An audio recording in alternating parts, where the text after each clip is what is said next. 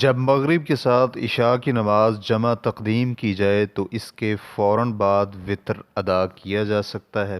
الحمدللہ والصلاة والسلام علی رسول اللہ۔ سوال کیا گیا ہے، اگر میں سفر کی بنا پر مغرب اور عشاء کی نماز جمع تقدیم کر کے ادا کروں تو وتر کب ادا کروں گا؟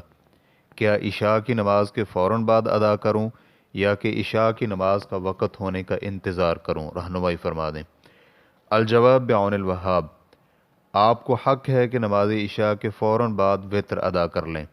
مستقل فتاوی کمیٹی کے فتاوی جات میں ہے، مسافر اور مریض کے لیے دو نمازیں جمع کرنا مشروع ہے، اور مقیم شخص بھی بارش والی رات جمع کر سکتا ہے، اور اسے حق ہے کہ وہ جمع تقدیم کے بعد وتر ادا کر لے۔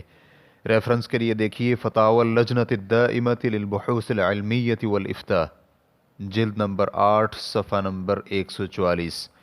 واللہ تعالی اعلم۔